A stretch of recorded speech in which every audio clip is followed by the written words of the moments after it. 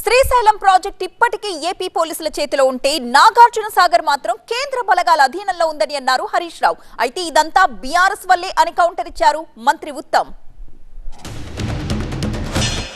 ఆంధ్రప్రదేశ్ దుర్మార్గంగా వచ్చి ఆ రోజు పోలీసులు వచ్చి వాళ్ళు ఆధీనం చేసుకున్నారు. ఎలక్షన్ జరిగేటప్పుడు ఏముంటది, మనమందరం ఎలక్షన్ కమిషన్ పరిధిలో ఉంటాం. రాష్ట్ర ముఖ్యమంత్రి ఆపద్ధర్మ ముఖ్యమంత్రిగా ఉంటారు. అయితే నేను మిమ్మల్ని కోరేది ఏంటంటే, ఇవాళటికి 2 నెలలైనా సిఆర్పిఎఫ్ పోలీసుల భద్రతలో ఇలా నాగార్జున సాగర్ ఉన్నది.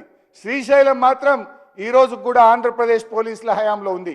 మీరు వెంటనే నాగార్జున సాగర్ను మన రాష్ట్ర ఆధీనంలోకి తీసుకునే విధంగా మీరు కృషి చేయాలని చెప్పి నేను విజ్ఞప్తి చేస్తా ఉన్నా.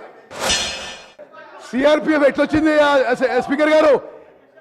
ఓటింగ్ డే నాడు మీరు రాజకీయ లబ్ధి కోసం ఒక కాన్స్పిరసీతో Andhra forces, police forces Nagarjuna Sagar dam మీద వచ్చినాయి.